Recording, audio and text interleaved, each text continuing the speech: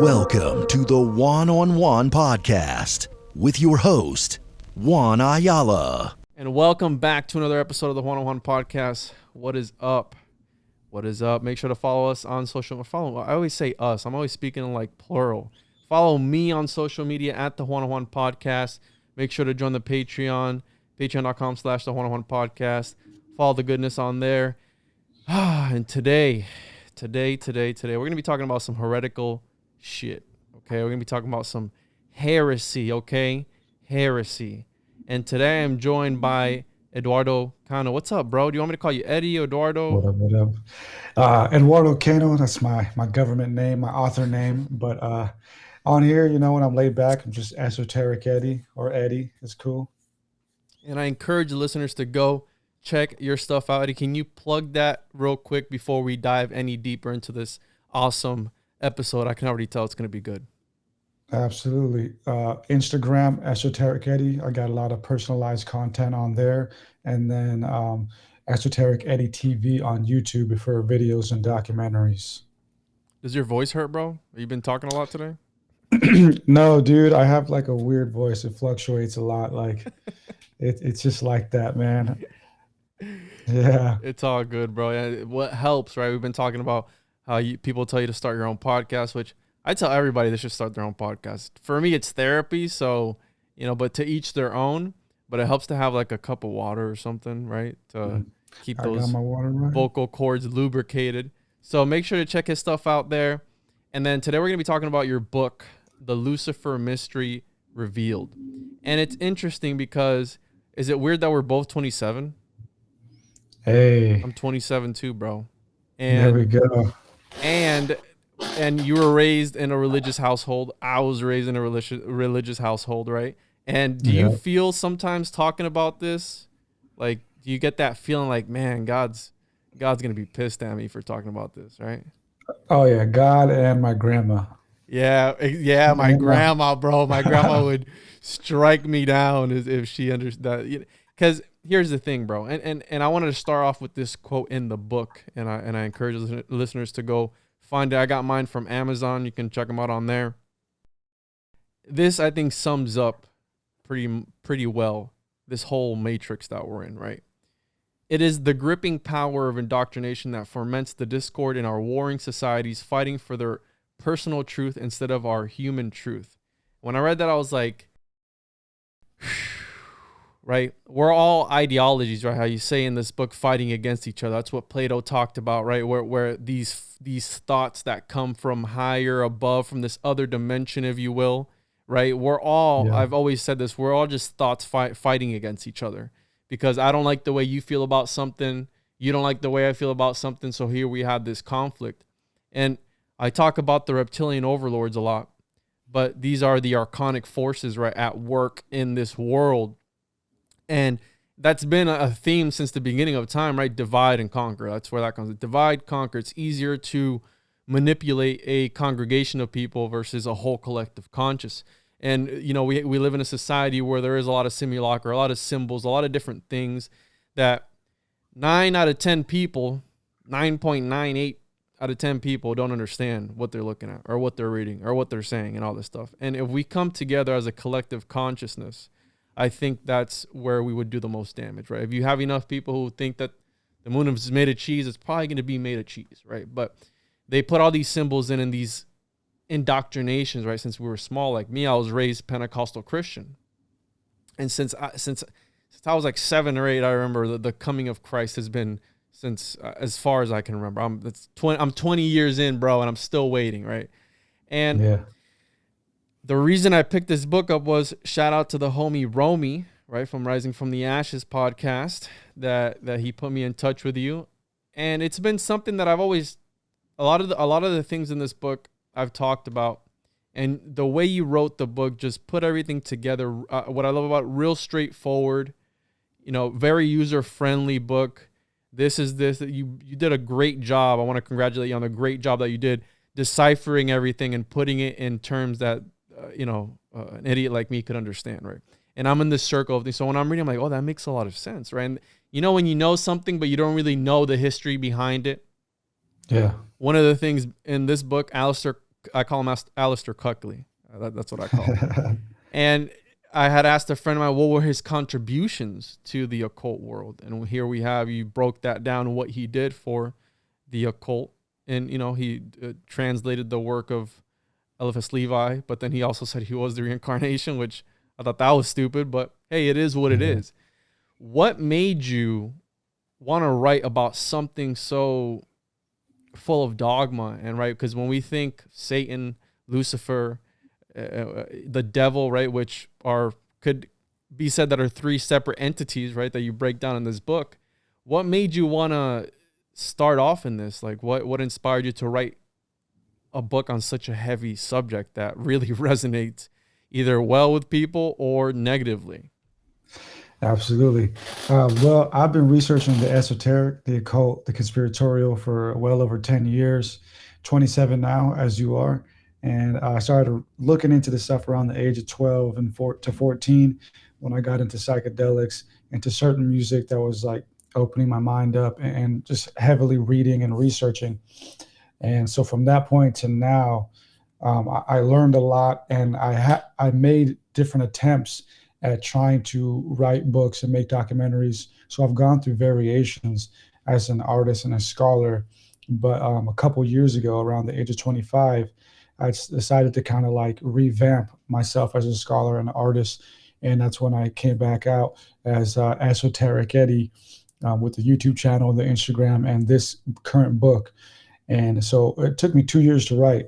And at 25 years old, I was going through a lot of different personal things, but I wanted to take what I knew and my skill set and still get another chance at providing something unique and informative for the world, to benefit us, right? Because my philosophy is like, what bad can come out of knowing the truth, right?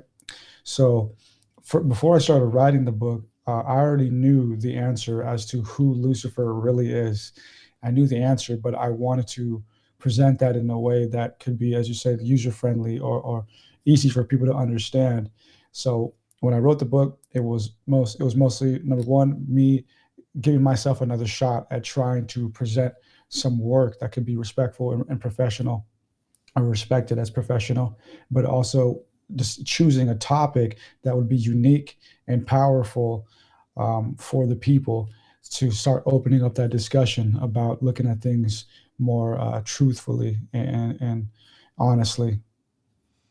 Yeah, and I wish I could have highlighted the whole book, because it's just packed full of good information, and I have a bunch of highlights here, right? As humans, we have, and through growing up, right? And I can relate. One of the first conspiracy theories that I got into was, if you want to call it a conspiracy theory, right? The Bermuda Triangle, these enigmatic places around the world, UFOs, obviously. I remember being fascinated by dinosaurs, Bigfoot, and all these things that were told, hey, they might be real, they might not. Some people don't believe that dinosaurs are real, right? And there's this, as humans, we want to androgynize everything. In cartoons, it's always the little angel and the devil, right? This duality, the duad. And you said here, we as humans have an innate mechanism that divides our existential experience into one guided by good and evil. And I've always wondered why that is.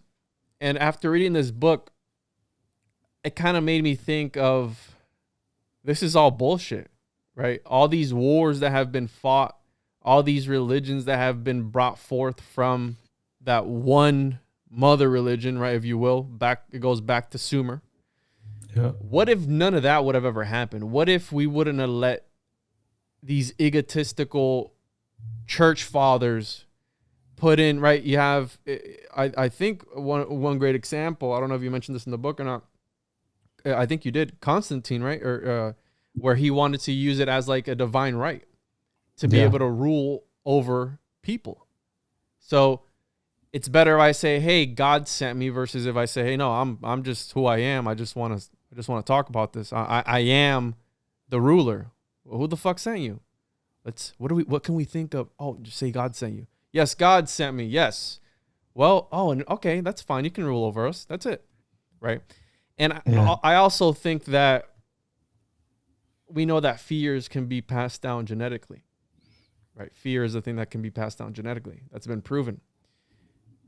I think this whole being ruled by this higher power, an overlord, right, a king, queen, whatever, I think that's been integrated in human genealogy, if you will.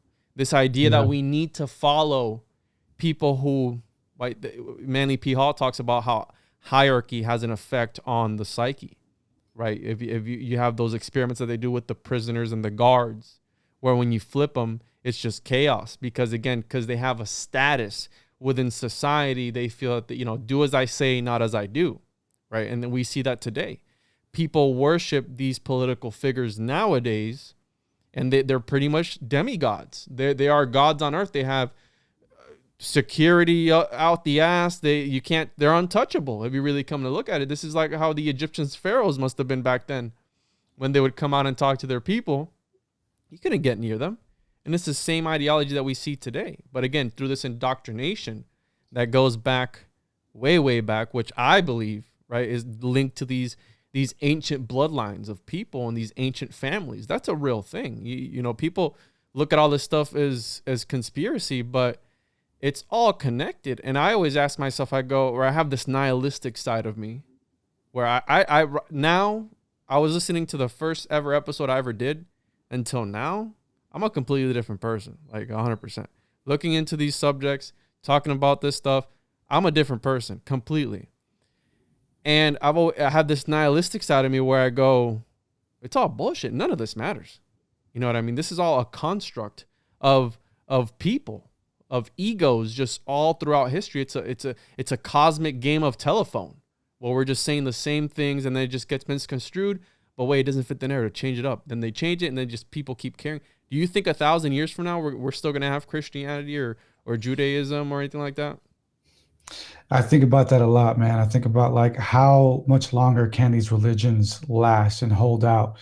And the interesting thing is, I mean, mainstream media will tell us, or mainstream history will tell us that we're about 6,000 or 7,000 years old. But we kind of have held those traditions all throughout of these gods and these deities, and certain traditions and ceremonies have held. So 1,000 years, maybe it'll probably be transformed into another thing. They'll probably upgrade it to something else to fit the time and the narrative. But it is an interesting thing to ponder. How much longer are we going to allow these religions to have so much power over our institutions? Yeah, right. Institutions. That's a very look at the Church of Scientology, how much power, how much money, and how much influence that they have. And it's what blows my mind, dude, is so many people get behind this, right? The founding of this country, you mentioned the book, is a cult. We know this, right? All the founding fathers were either Rosicrucians or Freemasons or some sort of secret society, or even in between. And I always tell people, I go, if they can't even come up with the same ideas within their secret societies or their esoteric groups, what makes you think that religion, right? We have different denominations even in religion, right? You had the Freemasons, and from there the Rosicrucians, from there the what is it, the Gate of the Golden Dawn or whatever the bullshit was, and then from there we have something else, and it's just going to keep on going. So I think I agree with you on that, where maybe 1,000 years from now we're going to be talking about the same shit on podcasts. Maybe not. Maybe it'll be the Church of Elon Musk or something, right? The new AI. We're going to be worshiping the new AI and all this stuff because when you talk about the whole Lucifer thing, and again, correct me if I'm wrong, the name Lucifer was from that Bible verse, right, where he's talking about. Can you go into a little bit about that? Because again, I'm going off the Yeah, top of the dome. absolutely. Yeah, so the opening chapter of the book, I kind of get into the terminological misunderstanding of Lucifer. So when I wrote the book, I asked myself, where did we get the idea of Lucifer? When were we first introduced to that? That's kind of my methodology of when I start doing research, is just go to the source of things. And what I found was that the world, primarily the Western world, was introduced to Lucifer through the King James Bible, the official English version. And in that version, we see the word Lucifer used once in the famous Isaiah 14:12 verse, which is the "O Lucifer, how art thou fallen," etc. But it is used as an uppercase name. Now, when we follow the progression of the translation, we can see how we ended up at this complex situation of Lucifer being looked at as a person. In the Hebrew, it goes from the English to the Latin to the Greek to the Hebrew. Now, right? I mean, we're going to run into some errors translating all those languages, and we did. So in the Hebrew, where we would see Lucifer, we would see the term Hallel ben Shahar, which translates as Hallel, which is a name which can mean something bright. Then the meaning of the name Hallel is bright. And then Ben Shahar means son of Shahar. Shahar was also a deity, a Canaanite deity. And Shahar means dawn or morning. So that's where we got the Lucifer, son of the morning. But when the Greeks translated that, they translated it properly using the word phosphorus, which can mean light or fire, bright. And they use it as a lowercase adjective. And then in the Latin is where we first saw the word Lucifer, because it is a Latin word, but we saw it again in there used multiple times as a lowercase adjective. The root words for Lucifer in the Latin are lux or lux, meaning light, and fere, meaning to bring or hold, where the occult gets the idea Lucifer as a light bearer. But what makes it all more interesting is that in the Hebrew, Hallel again means bright, but Hallel refers to an actual Canaanite deity. And we know this because in the 1930s, we uncovered some text in ancient Canaan in that area, which is like the Middle East and Shout stuff. out to Moloch, right? Yeah, dude, like just all that stuff. All that stuff was pre-Judaism, and it's where Judaism formed out of. And I'll kind of get into that a little bit. But we found these texts right in that area in the 1930s, and one of them we found are titled the Baal cycle text, right? Because Baal or Baal, however you prefer to pronounce it, was one of these old gods, a part of pre-Judaic times. In pre-Judaic times, the religions were polytheistic.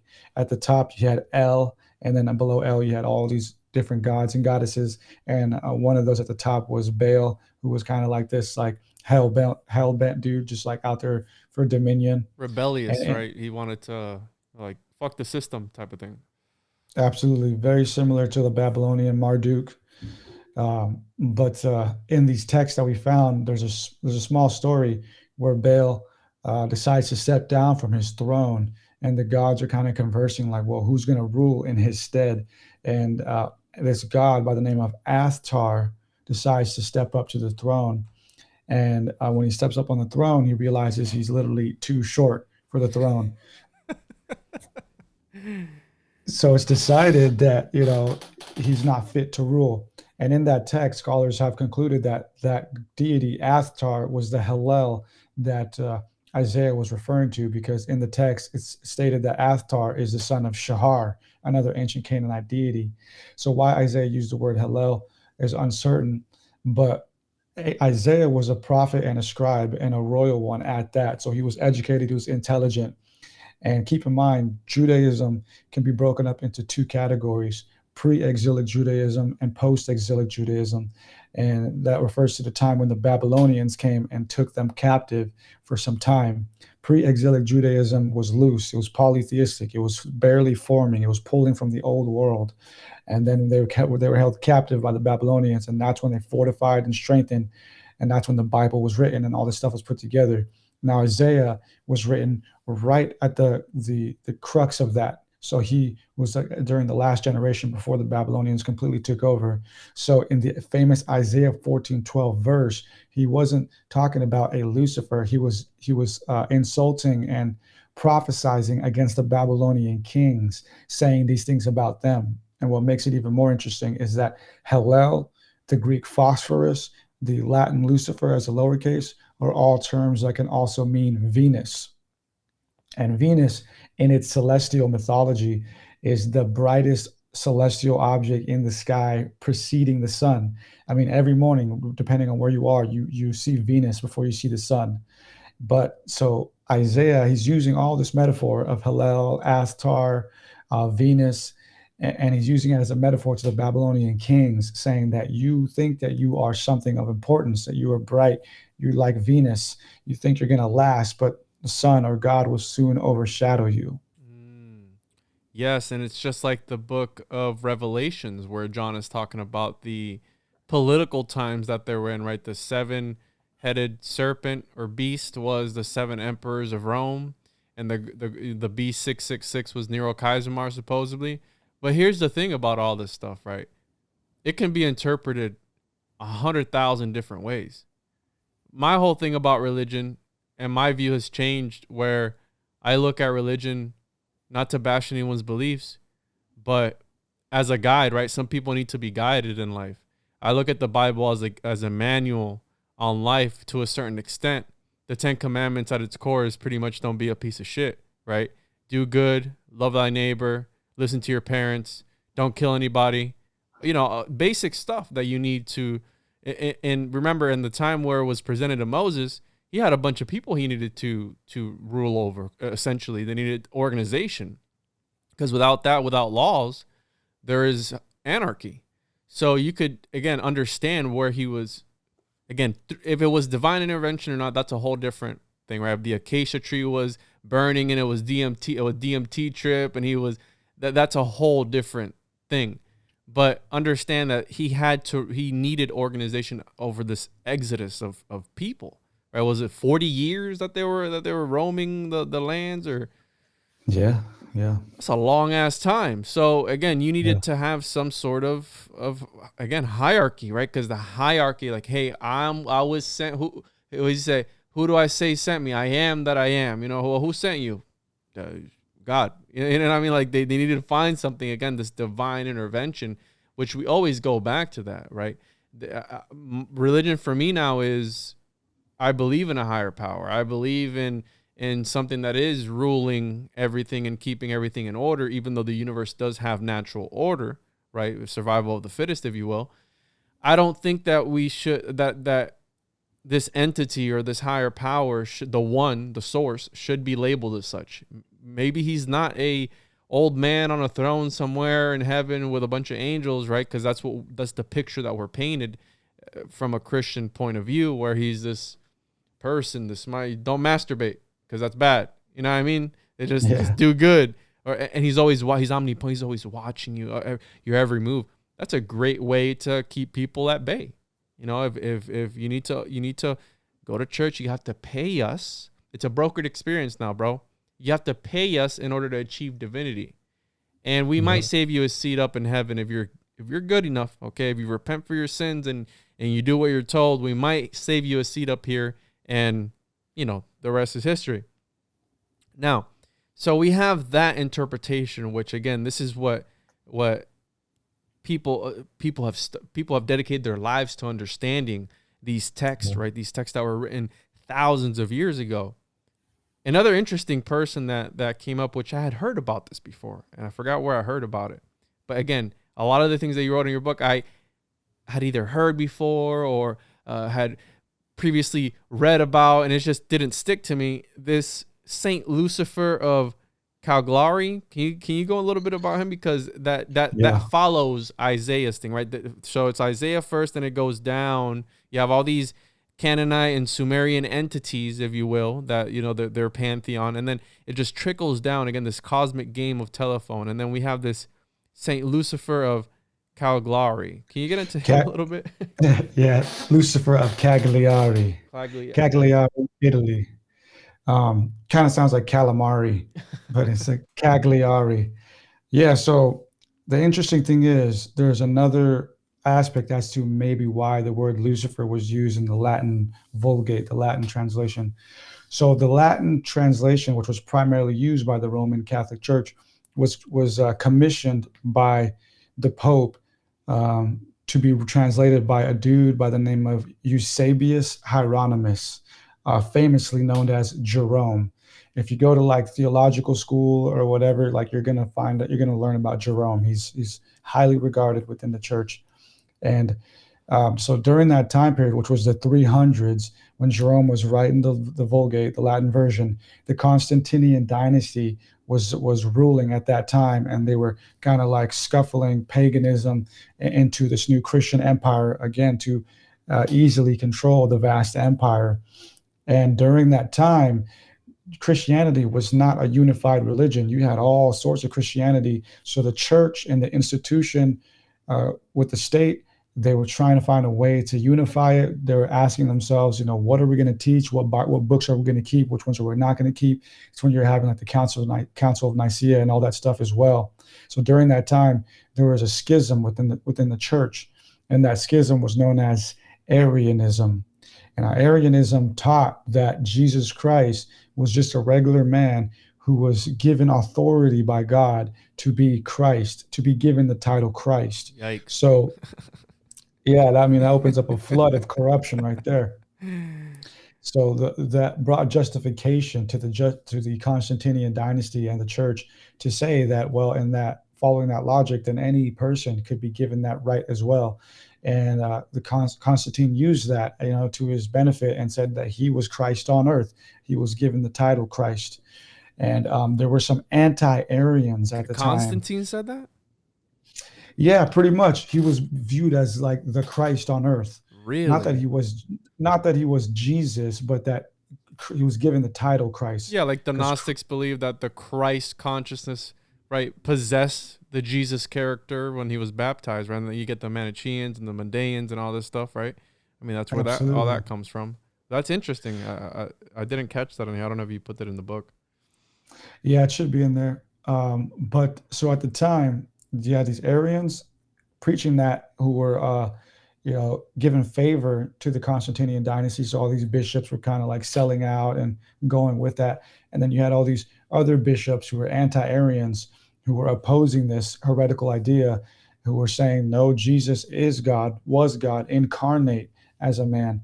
And among these opposing anti-Arians was a leading figure by the name Saint Lucifer. That was his name because, again, Lucifer, it was just a name, a Latin term that meant something bright. So this Saint Lucifer guy, he's opposing these people, and then he gets banished by the church and the state. So while he's banished, he's writing these polemical letters, kind of condemning them, talking smack, you know. And then the Constantinian dynasty falls, and then he's given sympathy and able to return to the state. And this time he's involved in another debate where he's kind of like dissing all the sellouts, saying like, you guys sold out, and like now you're trying to come back to the church. And but they used his logic against him and said, well, if Christ is the only one that can forgive, then you have no authority to say whether or not we can enter back into the church. So he kind of like became this bitter dude who was disgraced and kind of died a bitter dude in Italy, where today there are still shrines dedicated to him. And a key witness to all of this was nonetheless Jerome, the dude who translated the Latin version. And he actually left behind a text of that experience called the Dialogue Against the Luciferians, because his followers were known as the Luciferians, not Luciferians as we know them, but Luciferians as his Saint Lucifer's followers who were anti-Arians. So some people speculate that Jerome might have kind of snuck in this word as another entendre on top of Isaiah's entendre with Venus and Astar. Do you think when the church fathers, when they first say, "Hey, what's your name, bro?" He's like, "I'm Lucifer." They're like, what the fuck? because they're like, "This is our guy. This is the guy we need to." You know what I mean? Because how many people know about this Saint Lucifer character? And I had somebody had mentioned that to me before. They're like, "Oh, Lucifer was the guy back then. He was a saint," and I never like looked into it, right? Because again, I don't go around trying to decipher who Lucifer is. That's why I asked you, how'd you get into something of this topic? Because again, it's a dark topic that maybe perhaps some people don't want to get into. But this is what this podcast is all about asking those hard questions and trying to dig deeper, because not until you start to question that authority are you going to, like you said, what'd you say earlier, that the learning the truth doesn't hurt? Yeah. I mean, learning the truth can do no harm, you know. Except shatter your paradigm. And for some people, that is everything. You know what I mean? Yeah. I mean, the statement that I said was, what bad can come from knowing the truth? Right. And it's kind of a rhetorical question, because obviously, as you say, a lot of bad can come with that, but only bad if you're not ready to give up what you hold dear to you through indoctrination. And that's a hard pill to swallow, right? For a lot of people, coming to terms with things that they perhaps grew up with, and speaking of this, and that's why they were ruled heretics back then. That's why they were, right? If you grew plants in your backyard and were self-sustaining, you were a pagan and you were burned at the stake. And I've always said there is a literal comprehension of things and a mystical comprehension of things, right? And it gets very, very crazy, especially when you're talking about the divine, right? These metaphysics and all these things, because I don't know if it raises any red flags for you, but if you're part of the church and you're supposedly translating something that's part for the church, I think you might be a little biased as to, oh, wait, this says this. Nah, dude, I'm going to be burned at the stake if I say that. Let me just change this one word up and just make it into something else. And imagine how many times, right? You've written a couple books, right? I'm in the process of writing a book as well, right? Today is, I'm going to say this so nobody steals the name, 7:39 p.m. Eastern Standard Time, February 28, 2022. So if you steal this name, I'm going to come after you. But I've decided to name the book Deciphering the Archontic Matrix. Okay. And I'm going to get in. I have title. Yeah, I have about 65,000 words that I have to, a lot of fluff in there, but go in there and take out and put in and all this stuff. But I'm going to do it. I told you, I had mentioned to you I was going to do it. So I put something together yesterday, and I have all my ideas just compiled into, and I just have to break it down. How you said, every chapter is a different essay. So I'm going to do that. I'm going to try and do something new, something fresh, right? From my point of view, there's nothing new under the sun, right? I mean, that's the whole thing, but whatever. The point is to try and do it. But can you imagine how many times a mistranslation has happened since the beginning of time? Because what's the oldest work of literature that we know? It's some of the Epic of Gilgamesh. Yeah, the Epic of Gilgamesh, right? That's the first. But what came before that? That's the whole thing, right? And later on we can get into the whole Anunnaki aspect of it, because the Anunnaki has always fascinated me. But I've always said, right, this is the Fertile Crescent. This is where humanity started, right? In this area of the world. What the fuck was happening in the Americas? There was nobody there. There was nobody. It was just a desolate land. That's it. Just nobody. No, this is where it started. See, that those type of narratives, right? If they change history, and we know that they do, right? We know that the government does shady shit. These institutionalized powers, right? When you have this melting together of the church with the government, because right, the Vatican has its own city, right? Correct me if I'm wrong. Do you know if it's like its own power? Its own city, yep. Yeah. Like how is that okay? Like how are they? You know what I mean? They don't pay. A lot of churches don't pay taxes, right? I see these fat ass churches like, wow, this is crazy, right? The pastor's driving a nice ass Benz, all this stuff. Oh, dude, come on, man. You know what I mean? Like The Stoics talked about stripping themselves of everything, and here you are indulging in the material aspect, right? With Satan is the one who created the material world, but here you are buying expensive houses, living in expensive houses, buying expensive cars, and doing all this stuff. Like, people don't open up their eyes to this. And don't get me wrong, again, religion to some people is everything, and you know this. And I respect your right to practice whatever. I say practice whatever you want as long as you don't hurt yourself or hurt others. Okay? And you can do whatever you want to do behind closed doors, whatever, as long as you don't, take it out on other people and stuff like that. But it's always blown my mind that people will blindly follow, right? And how many people do you know who actually read the Bible, who actually read the things behind it? And one of the most interesting historical characters, which a lot of people don't look into, right? King James. Okay? King James, which you go into it in the book with the Rosicrucians and Francis Bacon and all these guys. But King James is a guy who, again, the reason that he broke off from the crown is because he wanted to get a marriage annulled. And he knew the Pope wouldn't approve of it. So he did his own thing, right? He had the Geneva Bible at the time, and he wanted to have his own. And then who better to edit it than, supposedly, Francis Bacon, who was a Rosicrucian? Who was it? You said that Thomas Edison was the one that looked up to him? Thomas Jefferson. Jefferson, yep. Again, one of the founding fathers, which we know.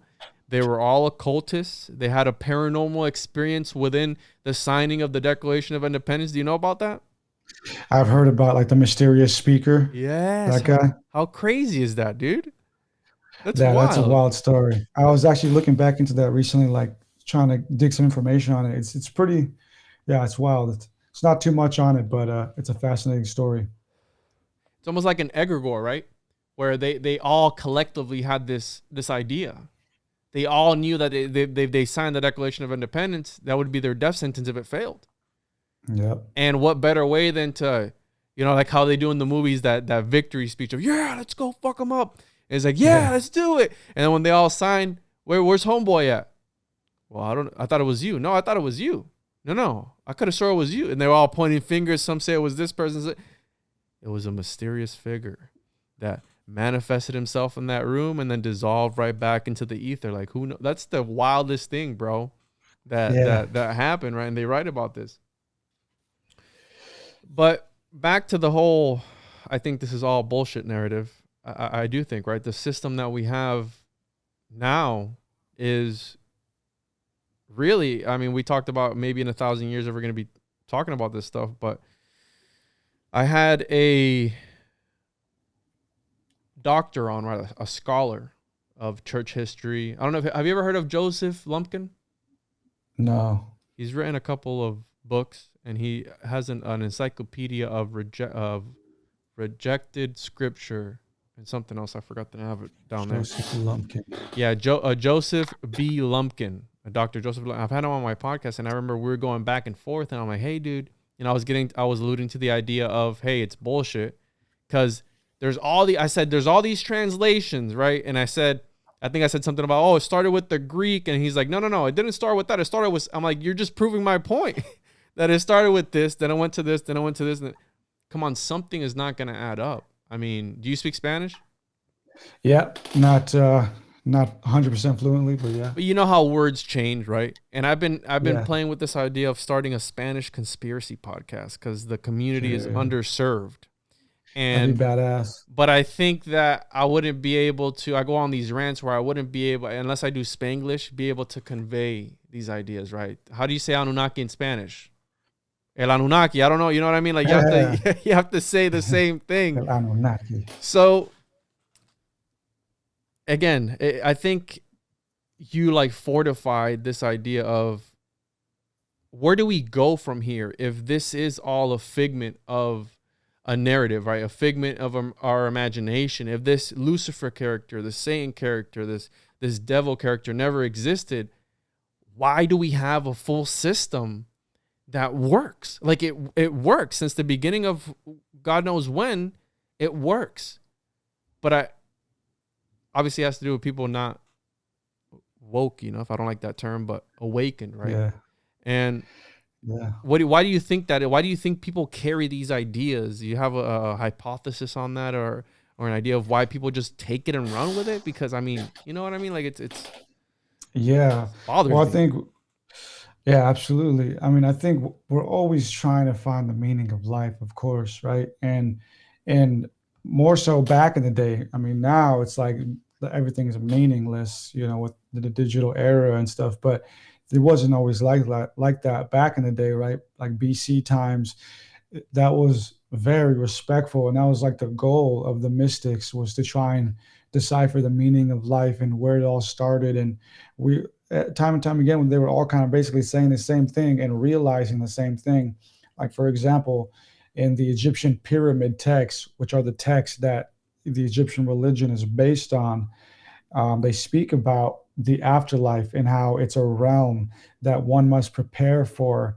And when you make that transition, you must be spiritually guarded, because you can come across entities or things that might try to sway you from being able to successfully reach the highest realm, which is heaven, right? And the Gnostics taught a similar thing. The Greeks taught a similar thing. And even now in quantum physics, we're starting to realize we might be in a simulation, and there are different realms, and there might be a highest realm where infinity exists. So uh, I think, as like I said in the book, there's an innate need for us to divide things between good and evil. It's a survival tactic for one, psychologically, but and now it's become more than just psychologically. It's become a social thing. It's how we socialize. It's become a social status, right? Like, oh, I'm a It's a good culture. Christian. It's a culture. It's a tradition, right? Exactly.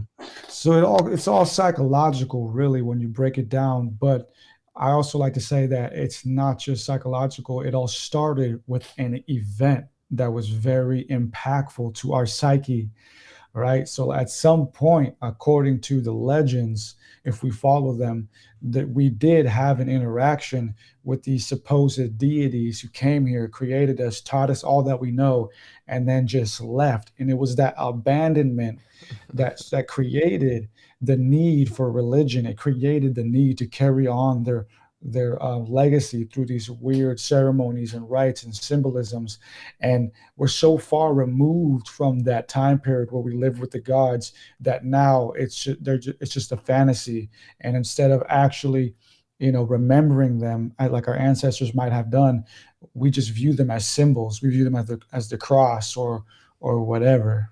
Yeah, simulacrum. That's what Jean Baudrillard talks about, where these symbols become these deities, right? A crucifix of Jesus Christ becomes Jesus Christ, right? You can't deface that. You can't, or you can't burn the dollar bill. You can't you can't burn the Bible. Well, the Bible is not the actual living word, right? The living word is in the ether. I mean, that's what it's all about. But again, desecration, right? Because again, the whole thing behind, we knew that supposedly, again, allegedly, Saddam Hussein said that he was the reincarnation of Nebuchadnezzar, right? And you have what is it, the ziggurat of Ur, where supposedly he had a Stargate.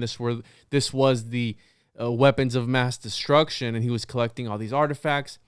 Why, when we invaded Baghdad, in 2003, 2006, the first places that they visited were these sacred ancient sites, to what? To supposedly, again, allegedly, tear them down. There's videos of ISIS tearing down these temples and these breaking these sacred things. And I think, who was it? Was it either Putin or Trump? One time I remember said, he was talking to the Middle East, and he said, you don't want us to, like, again, I'm paraphrasing and I might be wrong, but I'm pretty sure I heard this. You don't want us to bomb these sacred places, right? What was he alluding Yeah. to? Was he alluding to all these, again, these ancient temples, to these ancient gods? Was World War II really for what it was for, or was it an occult war, right, for alien tech? But it's Yeah. interesting that you said that. Where are you pretty much hinting at that humanity has daddy issues? So it acted out from that to, again, androgenize, right, and fill in that missing void. Because what is purpose, Eddie? Like, what is this Well, purpose? You know what I mean? yeah. I mean, damn, if you want me to answer You that, can I try, mean, but I mean, but these are things yeah, I think about. What of yeah, these ideas that are put into our head? What is purpose? What is your rightful place in this universe? Because yeah. I mean, I gather what all of the great mystics have taught us from before us. And like I said earlier, like if you study that stuff, you see that they've all kind of come to the similar conclusion. And that is pretty much that what we live in, whether it's a universe, a simulation, or whatever, a dimension, whatever it is we live in, apparently we're trapped here. We're trapped here, and it's somewhat of a soulless void that was created by something some time ago, and that the true creator doesn't really exist here, right? And that's pretty much spoken of in Gnosticism and Platonism and the pyramid text to a certain degree.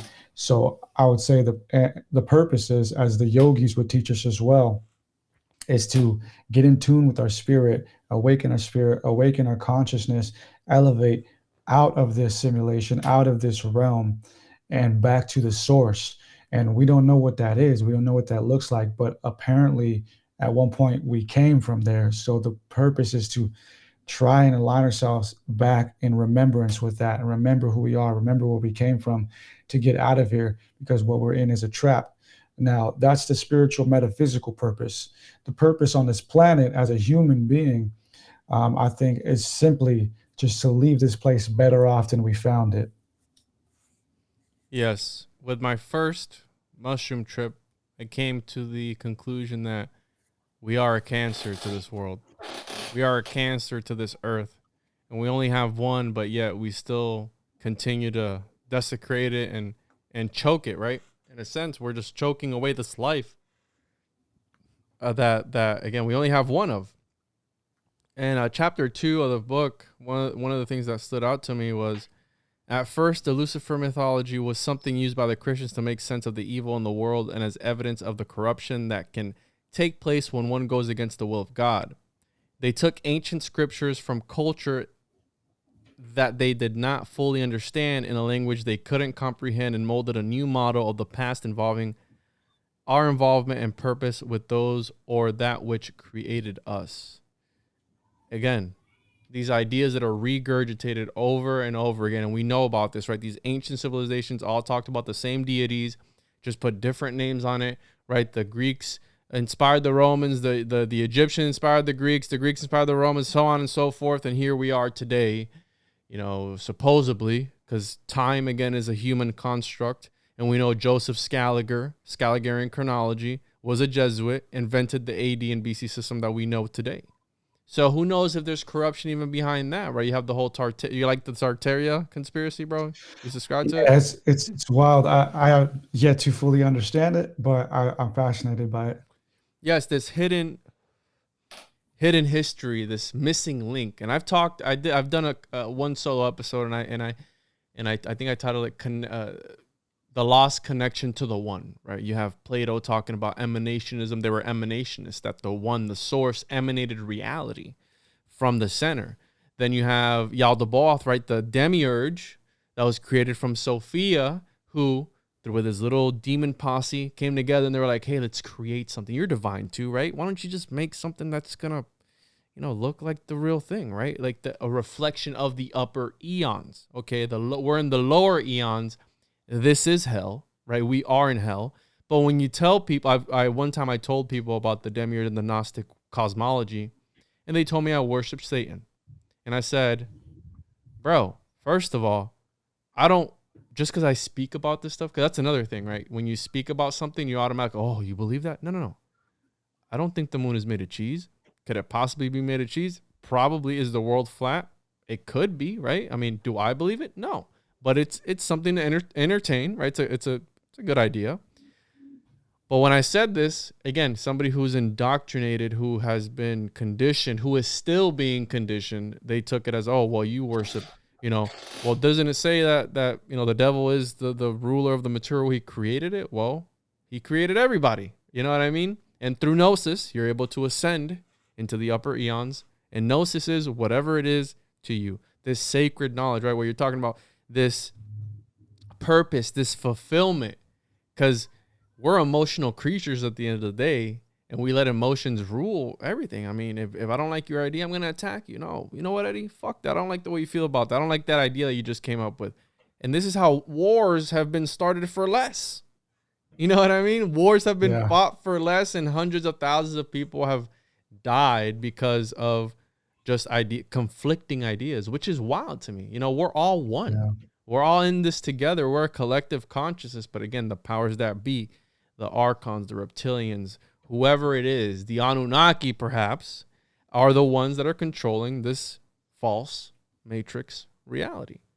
And through the use of, right, the Ouroboros. And then you have Friedrich Nietzsche talks about the eternal reoccurrence. Have you ever heard of that? The eternal reoccurrence? No. Well, again, it's the Ouroboros, pretty much, that in order to survive, in order to become what he calls the Ubersmenschen, which is like this Uberman, whatever, this being, you need to suffer. You need to go, and life is hard, right? And these peaks and valleys are the ones that really make you and mold you and shape you, right? The world is an evil place, and you have to know how to navigate these waters, or else you're gonna be sucked under, right? Under the undertow, and you're gonna get fucked up. Yeah. Can we talk a little bit about, I love the book of Enoch. And one of the things that blows my mind is that it's referenced in the canon, which we know the Council of Nicaea was, again, trying to fit a narrative. Okay, there's all these books. You have the Nag Hammadi Library, you have the Dead Sea Scrolls, you have all these different texts, these Gnostic texts, heretical texts that go against, right? My favorite one being one of my favorites being the Gospel of Judas, where Judas is the good guy, right? And you have this Gnostic, shape-shifting, interdimensional Jesus that the disciples hated, and here we are, right? It's like, wait, but the mainstream, right? The mainstream says that he was the bad guy. No, in this story, Jesus confides in Judas, and he's the most liked disciple of them all. And he only turned him in, right? The Roman emperor that wanted to crucify him wanted to give his son up, but Jesus said, no. I'm gonna do this. Leave it to me, right? Leave it to me.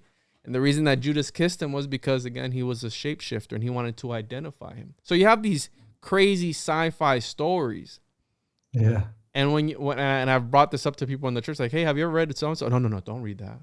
But why not? No. And actually, don't even read the Old Testament. I go, but wait, it's canon. It's part of the Bible. Yeah, no, don't. No. But it was King James was the one that authorized this. Well, King James also wrote about demons, werewolves, witches, vampires. Again, the same guy that authorized one of the most widely used and distributed versions of the Bible. You know what I mean? And they say supposedly they put in Rosicrucian symbols within that, and you can decipher it. So I always say the sorcerer, the magician, if you will, because I believe in magic, bro. I believe in Santeria and all this shit, right? All this dark voodoo stuff. I believe in all that. And I do think that maybe perhaps the world back then, with this connection to the one, to the source, which has been severed and separated, right? We're pushing back this humanism movement. I think words did have more power than they do have now. And I think it was like Harry Potter, bro, where they would wave wands around. You have Moses turning sticks into snakes and all this shit. You know what I mean? It was magical, bro. You know what I mean? So yeah, I mean, definitely some science to all that for sure. I mean, life itself is miraculous, and it's funny how we just view it as mundane, but every day we're involved in magic.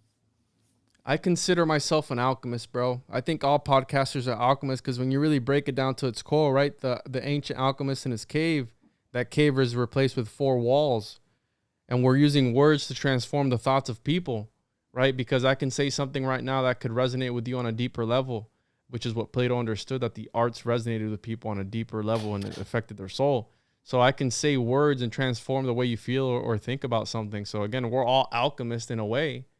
And in the Initiate to the Flame, the term the Watchers for me took on a whole different meaning.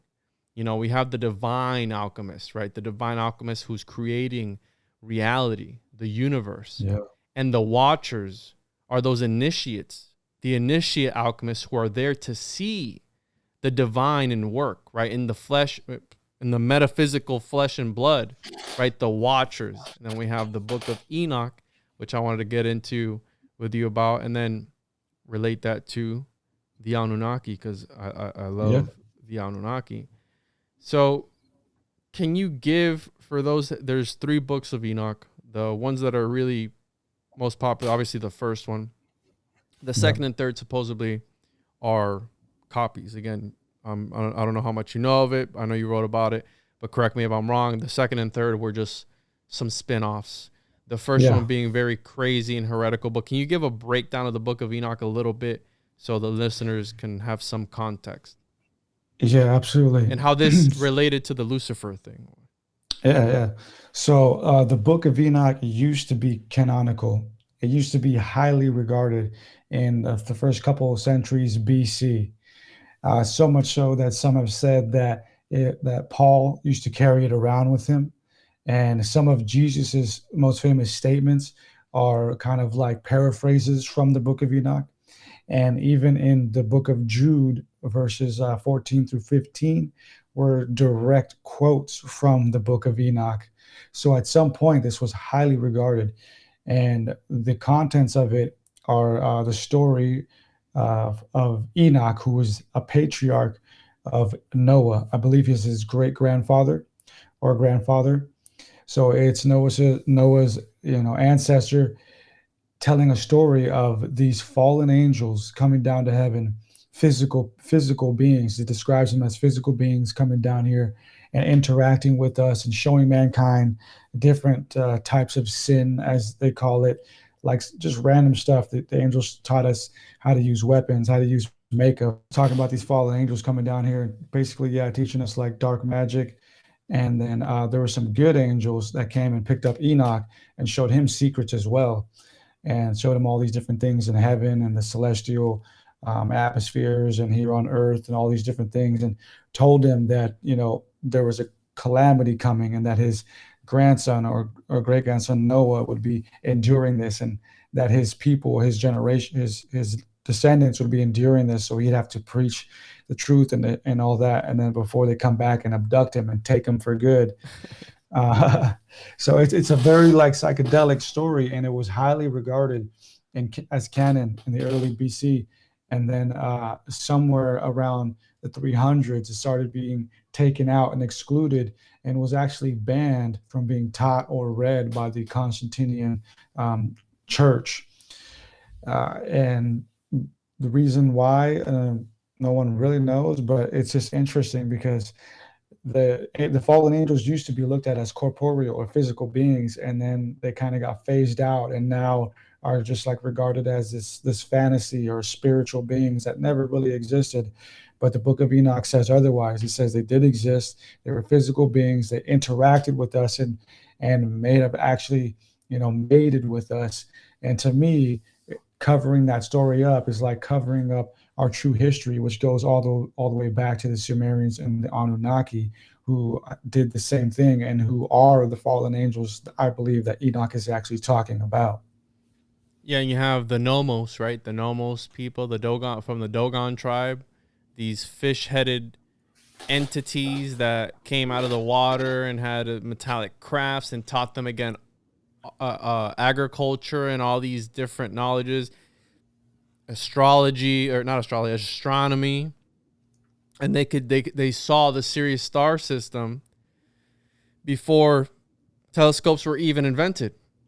So how were these people able to do these things if it weren't for either physical entities, or were they channeling these entities? And I came up with an idea while you were talking about that as to why. And I believe the Book of Enoch is still considered canonical in the Ethiopian Bible. And again, I could be wrong. Oh yeah, you're right. But it's considered canon. But yeah, that always blew my mind that that you have a text in the canon that refers to a non-canonical text. So it's which is it, bro? You can't be in both circles at the same time. And that always blew my mind, right? Where what's the deeper meaning to all of this? What are they trying to hide, right? It's always, what are they trying to hide from us, right? I think that, right, Enoch being one of, I think maybe one or two people. I think Ezekiel was the other one. Or was it Ezekiel? Enoch was taken, right, by God. I think he's one of two people who have that they didn't die, right? And we know that in the Book of Enoch, he eventually becomes Metatron, right? This person that manages the universe and watches all this stuff, and you have the Nephilim and the Elohim and the Watchers, and again, a very psychedelic book that goes way against the narrative. Like, what in the fuck are you talking about, bro? But again, the story of Atrahasis is the same thing as Noah's flood, right? You have Zarathustra, right? Zarathustra? Sudra. How do you... Zarathustra is from Zoroastrianism. Yeah, that was the prophet, right? Yeah. But you're talking about Zia Sudra, which is the Noah character. Yep. Okay, so again, you have these same things, but they say that Christianity took all that from the Zoroastrians, almost word for word. I mean, the stories, their parallels are just crazy. The Sumerians, yeah. Yeah. They took it from the Sumerians, the Noah story. It was Judaism that took Zarathustra and Zoroastrianism ideas. Oh, okay. Again, a lot of bullshit in between. A lot of Z's, man. A lot of Z's going on. Where Z's they're and just S's. repeating what each and every single one of them says, right? And they just, again, but at the time, they take this narrative and they shift it to what they need, right? Constantine he wanted to rule the people, so he needed some divinity. I think the reason it stayed out in the Council of Nicaea was because this idea that just anyone could go and become this Metatron or this divine being at whatever given point if God chose them, I think that went against the narrative at the time, right? Because if I'm divine and I have a right to rule because God said so, the only people who can say that they've gotten Christ consciousness was Jesus himself, which was right. And the Trinity is like one of the most convoluted things of Christianity that a lot of people have a hard time understanding. Like, wait, he's God? Yeah, but he's the Holy Spirit too. But wait, then who's Jesus? Well, he's his son, but he's also God, but he's also the Holy Spirit. Like, wait a minute, what? You lose people there. You know what I mean? Like, you lose people. And the concept of the Trinity comes from Hinduism, right? Where they understood that there was different avatars. There, the one God didn't create the universe, right? He just emanated it, right? He didn't create. And he's also the destroyer. He's also the creator, and he's also, I forgot the other one, but it's part of Hinduism. Again, all these different religions just pieced together. It's just this Frankenstein of a religion just put in one. Yeah, they're all borrowing. They're all kind of saying the same thing. And I think it's because when we study life in the universe and how we got here, there are similar threads, similar like objective truths that we can all agree on to a certain extent. So I think they kept that out of the canon because if just any random could just be abducted by God, then everybody has a right to rule. I think that's why it stayed out. You know what I mean? Again, it goes against the narrative of the time. Yeah, when it comes to the church, I mean, they're definitely corrupt, and the reasons that they do things are corrupt, because they teach the Bible a certain way. I always say, like, church is specifically designed for you not to read the Bible. I grew up in the church, and we go there and we spend like 3 hours going over one little passage, and they always twist that passage to like fit the monthly holiday. Like, today's Mother's Day, so we're going to read this passage. Like, it's always just one little passage, 3 hours, and at the end of it, it's always, all right, well, I hope you like that. We're going to pass the basket around. So, and it's like, so church is specifically designed for you not to read the Bible, because if you were to actually read it, and not just read it, but do some extra work and study how it came together, why it is the way it is, that you would start uncovering all these things like the Book of Enoch, like the Sumerians and all this stuff. And you would realize that there's a system designed right now to indoctrinate us religiously, rather than actually learning our spiritual and religious history the way it actually was. But, Eddie, just how in Plato's cave, right, when he goes out into the world and comes back and tries to save the people inside the cave, he was met with violence and resistance. No, we don't want to go. This is our reality, right? And he's Neo. He broke out of the Matrix. Just how the alchemist, right? Everybody laughed at him. You know, you're never going to find the philosopher's stone. You're never going to understand it. You're never going to be able to do that. And he pushed those people away because he was in his cave, right, studying to find the answers, right, to this stone, this elusive stone that would help him control everything. When you start to ask these questions about things such as this, you're met with that resistance, right? I remember I asked somebody in the church about the book of Enoch. I was just curious to see if they had read it.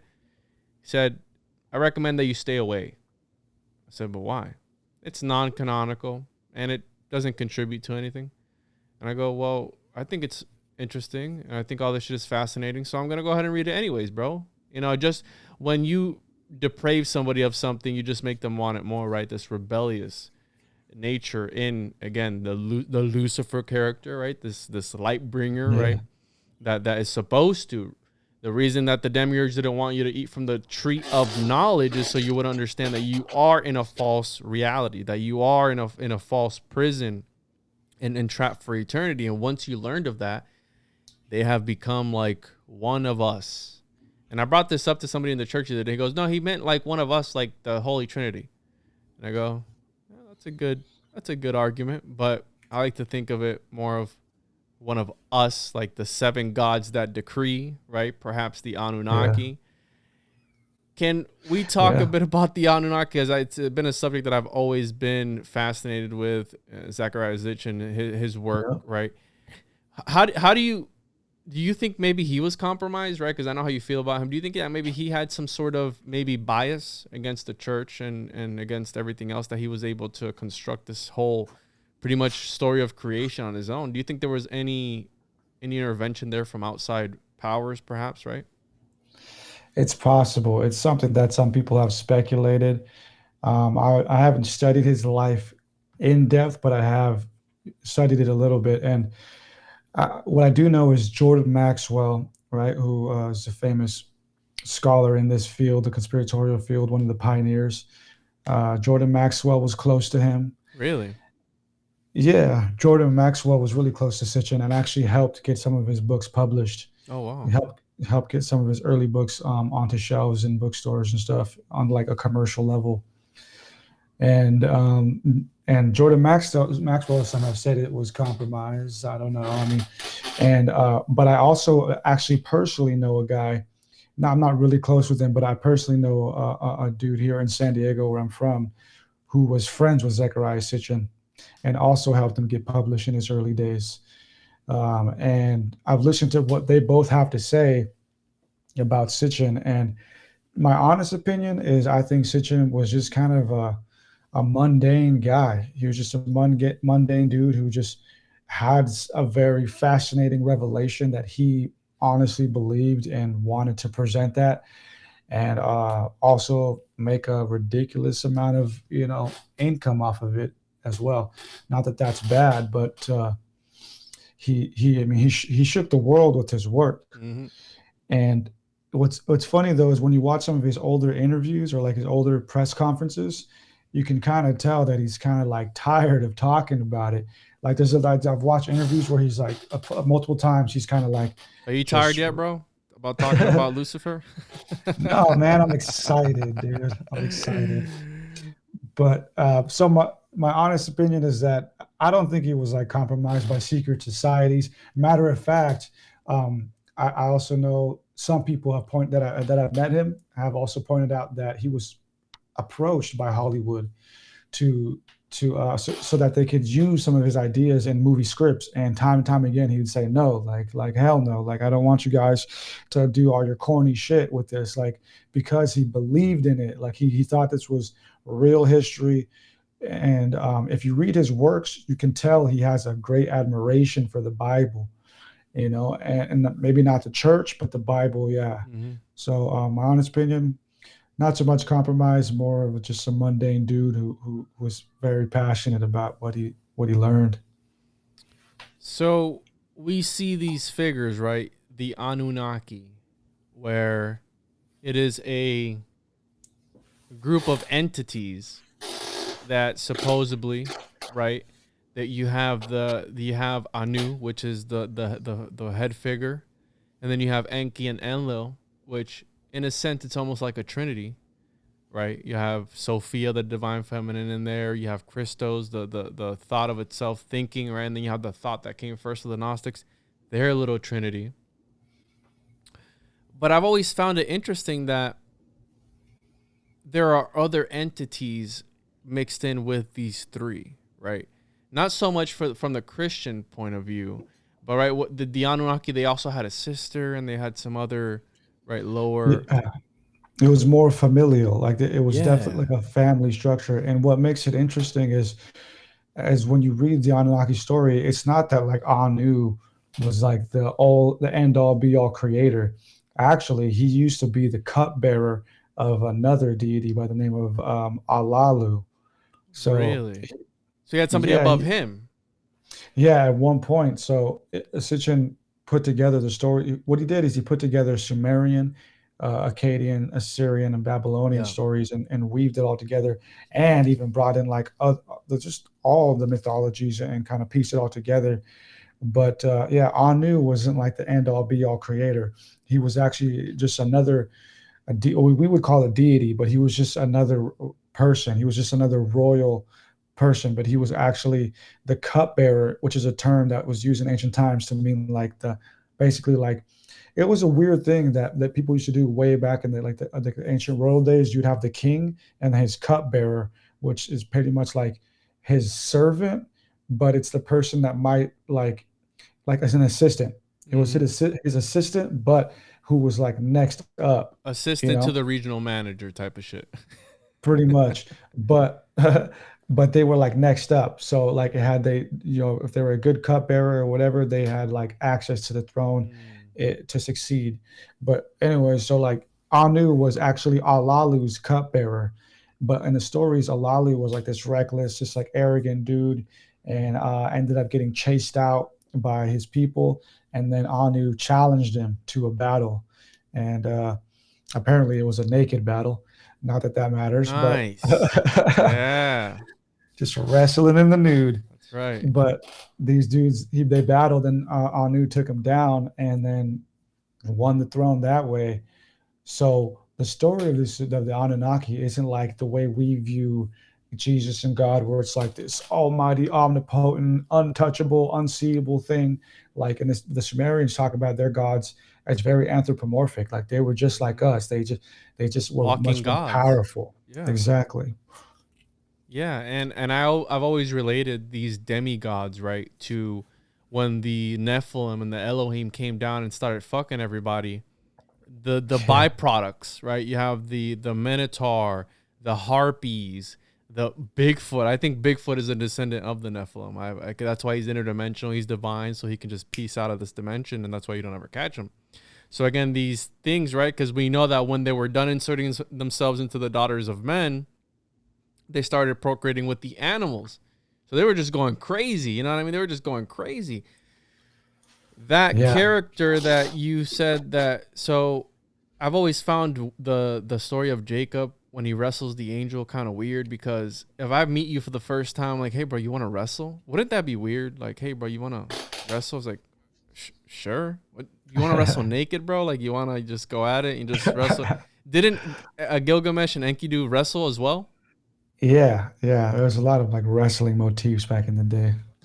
Why is that? It's kind of weird, right? It's almost like lucha libre type vibes. I Right. mean, Well, I mean, because that was like how you proved yourself as a man back in the day. Now it's like all kinds of different shit. You know what I mean? But now it's like how many followers you got, man. You know, yeah, back then exactly. it's like, dude, meet me on the court. Let's fucking wrestle. You know. And But this, I'll go ahead. so you have, again, this, they fought, right? You have these two separate factions of entities, if you will. And again, it relates to the Mahabharata, where these two factions of cousins, right? They fight and they have this crazy nuclear war, which we know that the Anunnaki, supposedly, there were these alien beings that had advanced technology. Again, it's the same story, right? Essentially, that there's this epic battle. Then you have Nibiru in there, and you have this crazy just cosmology. But you mentioned earlier that Sitchin didn't want to give his work to Hollywood, but if you look at it, they've really taken like the story of Star Wars. If you really look at it, you Yeah. know, it's pretty much that, you know. Well, George Lucas, I think, was like one of the few that he kind of gave the okay to. Oh, he knew Um, him too? yeah, George Lucas actually reached out to Sitchin and asked him for like advice. What the fuck? Yeah, there's a interview somewhere on YouTube. I think it still exists, where it was one of the last interviews Sitchin did, where he says, yeah, he's like, yeah, George Lucas like reached out to him, asking for like ideas on mythologies, like to like build characters and stuff, character development. Yeah, dude, Sitchin was the real deal. Like a lot of people like low key were hitting him up, and he was well connected for sure, but he stayed true to his work and what he wanted to teach. Yeah, and you know, the Force, right? It's like the astral light, right? Very Helena Blavatsky, where depending on what you use it for, right? The Jedi know the secrets of everything, but then the Sith are trying to take power, and it's a very politically fueled feud between these factions, and a fight, right? The will to power, again, this eternal occurrence that just, again, it's just the Ouroboros over and over again. And I've always admired people who are able to create these universes in this whole Yeah. mythology. You know what I mean? Like, as a writer, I'm sure you could relate to that. Oh yeah, when I started writing in elementary, and I started with like nonfiction, or sorry, fiction.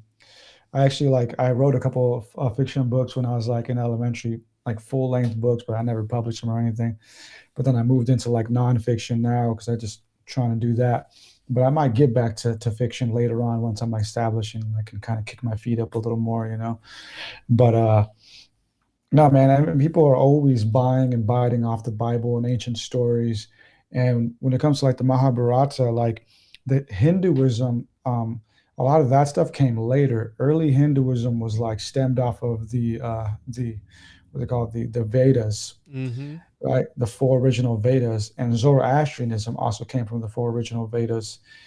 Um, but it That's all the kind of oldest goes religion, back. right? Hinduism is one of the oldest religions that there is, because I mean, it came before a lot of shit.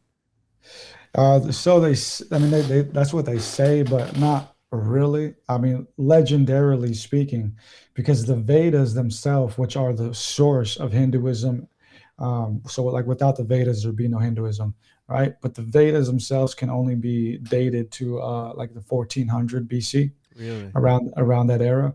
Very fascinating stuff.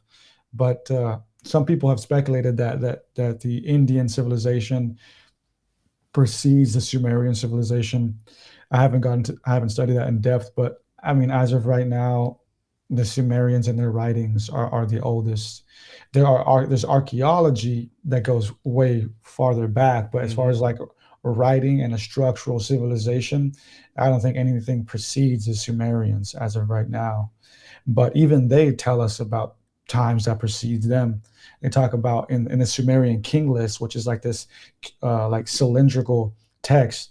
It's a legendary list of kings, and there's a breakoff point where the names that are spoken of, we have yet to uncover anything else of those kings.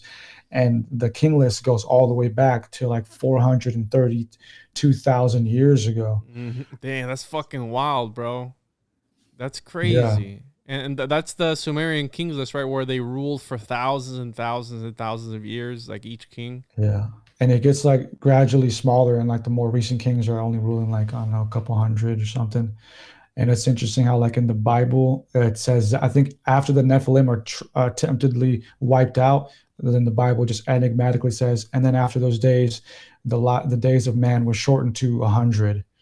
So it's like, and what's interesting about that is that scientists have found that the mechanism within our genes, within our DNA, that dictates how long we live, was at some point like genetically altered to be at that point.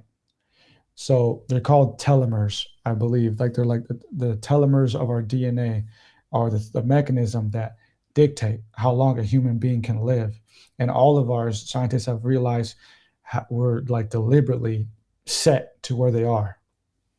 Through the intervention of this otherworldly race, right, that we refer to as the Anunnaki. That's another part of the story that I love, where they supposedly genetically modified us in order to be a servant race, and there are, and again, the story is very crazy. I encourage listeners to read it, and I want listeners to read the book to see the conclusion that you come to. I don't want to spoil it for people, right? Of who we can spoil it. Yeah. I You mean, know? if you want to get into that, Yeah, you can, we can yeah, wrap it because up on that note and talk about who this Lucifer character is ultimately at the end of the. yeah, yeah, because I mean, the book's titled "The Lucifer Mystery Revealed." It's not really like the biggest secret of the book, because for me, and I feel like most people in our community, like the truther community, we already can guess who it is. I actually reveal who it is in the third chapter out of six. And in order to understand that, though, we got to kind of like go back and break some things down. So, of course, Lucifer never really existed in the Bible. It was a translational error. The early, Yikes. right? Uh, the early church picked it up and kind of ran with it, and started like mistakenly looked at it and were like, oh my God, like there's this Lucifer person, watch out, kind of like blew it up. And then later on, the occult came across it and also ran with it. But some of the early occultists, like Eliphas Levi, he knew about the translational error. He knew Lucifer wasn't real, but he found potency in the philosophy behind it. So the occult ran with the philosophy behind it. But where Lucifer starts to blend with actual history is when we study the Garden of Eden story, because Lucifer is sometimes coupled with the being in the Garden of Eden. But he's not called Lucifer in that story. In the Hebrew, he's titled the Nakash, which can mean serpent, but also means wise one or diviner. Be as So it wise as was the kind of, serpents. That's what it says in the Bible. yeah, because serpents were viewed as that back in the day. So if we understand that the Bible was borrowing or was a summarization of ancient Sumerian tales, then we can assume that some of the deities or some of the stories are talking about some of the Sumerian gods. For example, in the book of Noah, it's one God who loves mankind, but yet again wants to kill them. The reason being is because they borrowed from the Sumerian tale where it was two gods, Enki and Enlil. Enlil being the militant who wanted to kill us, Enki being the more sympathetic engineer who wanted to save us. And it was Enki in the Sumerian tales, along with his sister Ninmah, who took upon the task of engineering humankind in the Sumerian creation epics. So when we look at the book of, or the Garden of Eden story, we see again a rivalry between Yahweh and this Nakash. And it is the Nakash, the serpent, that wants to give us knowledge, who wants to help us out. And if we take the concept of that story being taken from the Sumerian stories, then we see that it could have been no other Sumerian Anunnaki than Enki, who was the Garden of Eden serpent. And there's some pretty good evidence for that.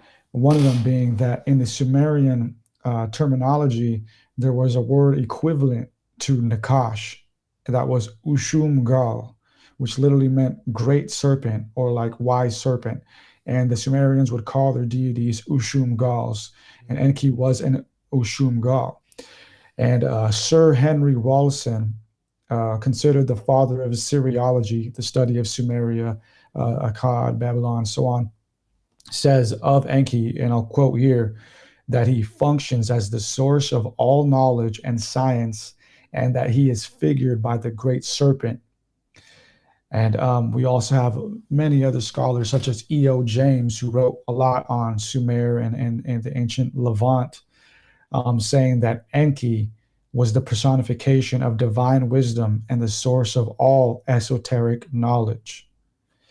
So if the Bible is borrowing from the Sumerian tales, it's obvious that the Lucifer, if we can call him that, or the serpent in the Garden of Eden, was Enki.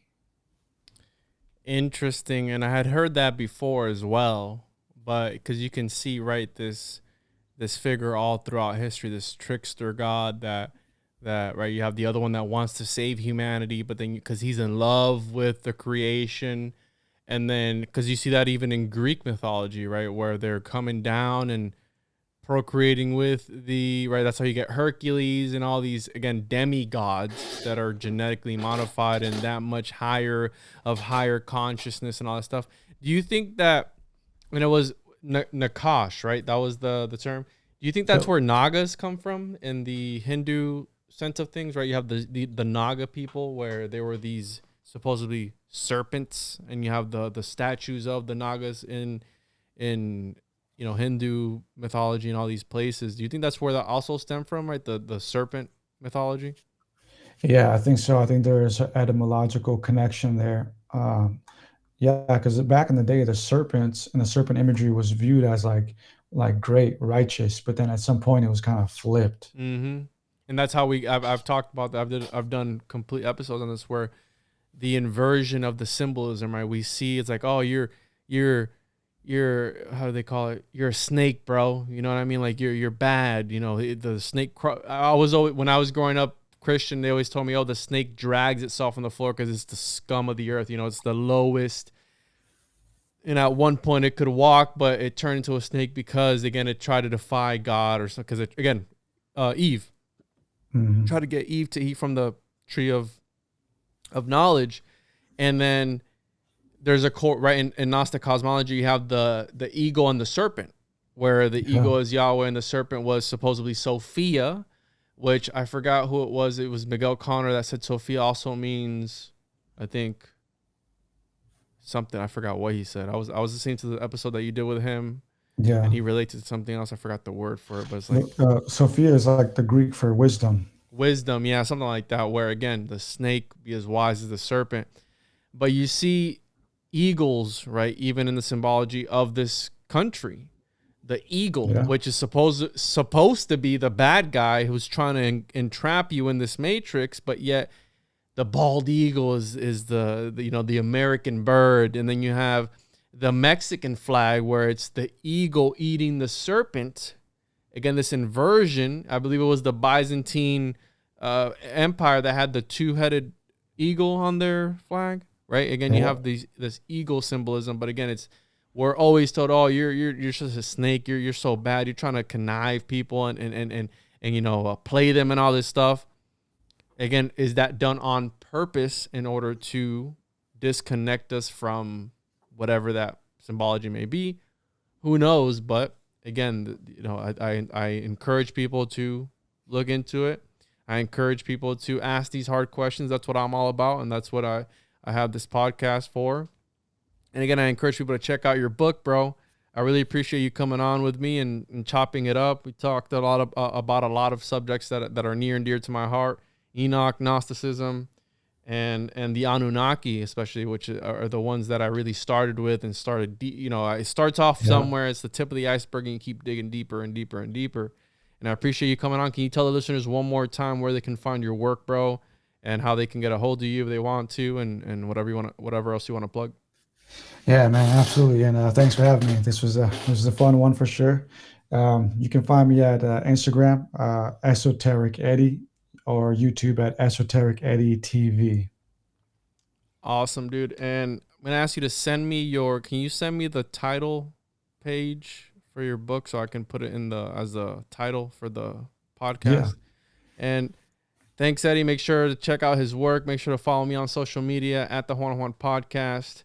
And yeah, I had a great time, Eddie. Thank you so much. And I'll have you back on. Maybe we do a round table type of style with Homie Romy and chop it up about some more stuff. Maybe go into the Anunnaki a little bit deeper. And do you have any, I don't know if you want to say it or not, do you have anything else you're working on for the future? Can we expect something to see from you here come soon? Yeah, absolutely. I'm revising my first book that I released back in 2018, and it's actually titled The Anunnaki Theorem. Nice. And it's kind of just a little breakdown of the Anunnaki concept, but that should be coming out late summer this year. Awesome, dude. I'll keep an eye out for that. And again, bro, I appreciate you coming on, bro. I had a fun time, and thank you so much. Cool, man. Thank you.